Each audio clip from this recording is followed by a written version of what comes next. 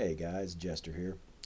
Today I'm going to be going over Dungeon Magazine 121, Fiend's Embrace. I love the cover there. Outstanding artwork. Um, one of the best pieces that I've seen. Um, and the artist is Wayne Reynolds. Well done, Mr. Reynolds. Um, just going to hold this up here for a little while because it's just so awesome. Um, so basically, this is the best part of the magazine. It does have two um, Greyhawk adventures inside. The one is about the front cover here, Fiend's Embrace, which is, if you can see, the demon prince Gratz here, draping a red cloak around Igwilv. Um, that red cloak was made by the skin of a demon, um, and basically from what it said inside the module here, that it was the demon was skinned alive, and the cloak was made as a gift to Igwolf from Gratz. Um, that particular adventure takes place in the in and around the Cold Marsh area, uh, right there, just under the Wolf Nomads territory. Um, it's a pretty fairly straightforward adventure. I mean, the characters are going looking for this article of clothing that has gone missing. Uh, Igwolf hasn't had possession of it in quite a while, apparently, and some I think wizard was researching and discovered its existence. So and its possible whereabouts. So he hires the adventurers to go find it and bring it back to him. Pretty straightforward. You end up, or the adventurers, the characters end up coming in contact with cultists of Ayuz, and you know, eh. The other adventure in here actually was taken from here and placed in the 5th edition Ghosts of Saltmarsh. It is the 8th adventure in, or 8th chapter, whatever you want to call it, in that hardback book of 5th edition. But it originated here in Dungeon 121. And there's going to be spoilers here, so if you were looking to play Ghosts of Saltmarsh, I would stop listening right now. If you're a dungeon master, then continue listening. Um, Basically, okay, this in the world of Greyhawk here, because I was looking at Ghosts of Saltmarsh, and it seems like they've taken the entire thing, Saltmarsh and all the Greyhawk adventures, and placed them not in Greyhawk.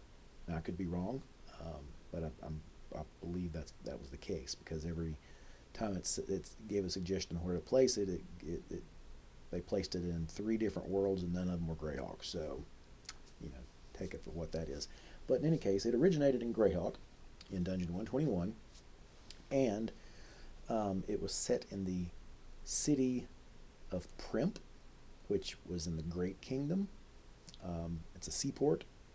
Um, Basically, there is a cult of Tharizdun there, and that's what the characters are uncovering, is the cult of Tharizdun. It's an okay adventure. I mean, I liked it pretty good. There were some obviously 3rd edition era things that I didn't like.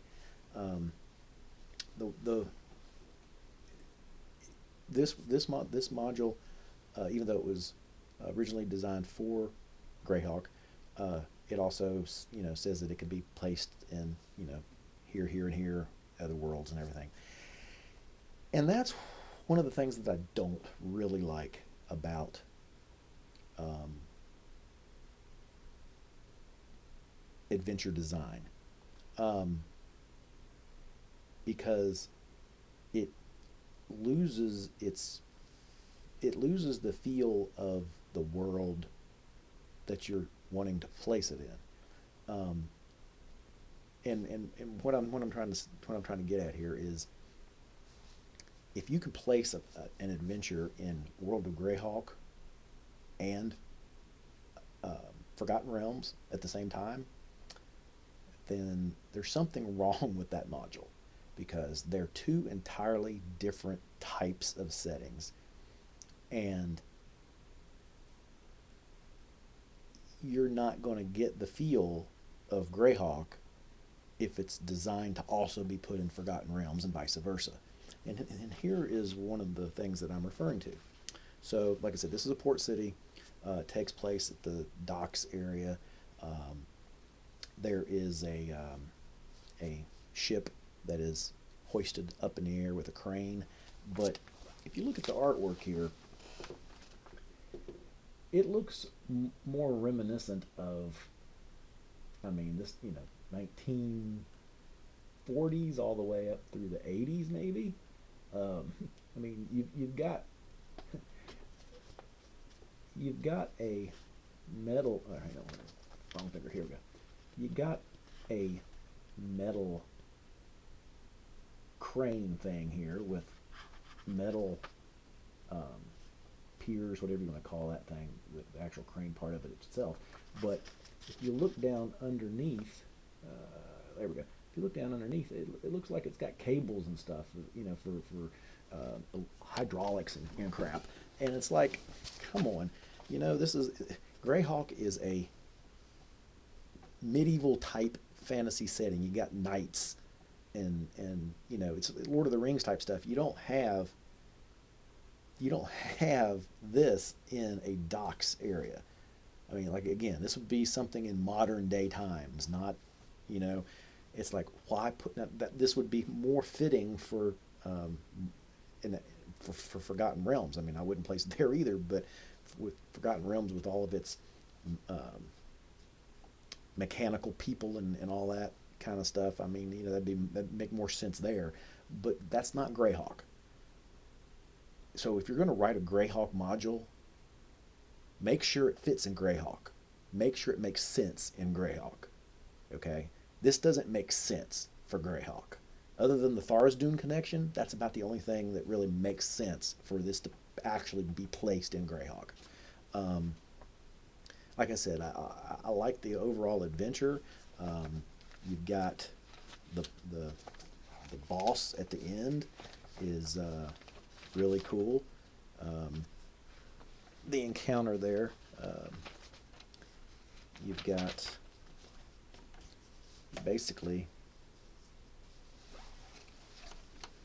fighting that bad boy there, which is pretty cool. It was, like I said, it was a overall a good adventure, but you got to really overlook all of the crap that is in there that, if it's going to be in Greyhawk, should never even exist. Okay, that's just my 2 cents.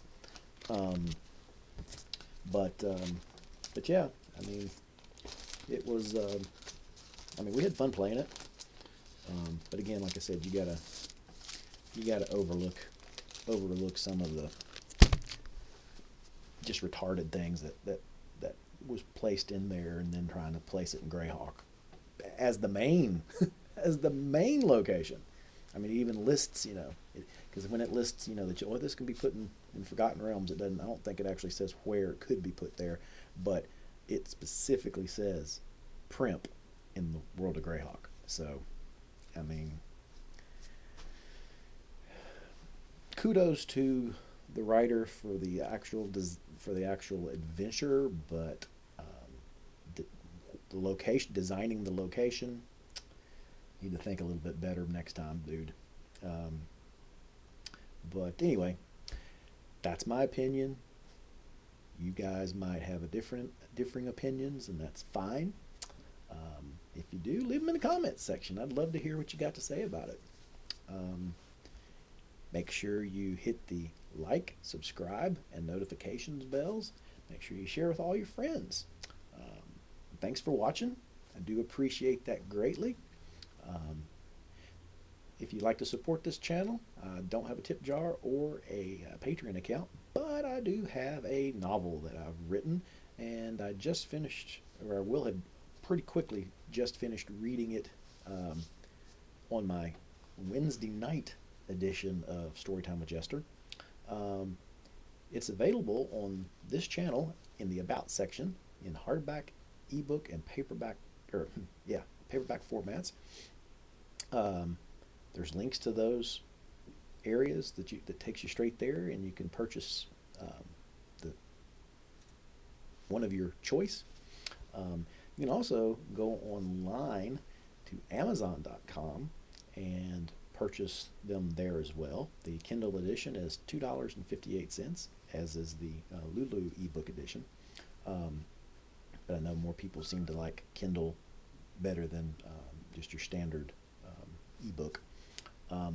But if you're going to purchase a hardback or a paperback, I would prefer that you do it through my Lulu links, as I get more of the profit, whereas in Amazon they get almost all of it, pretty much.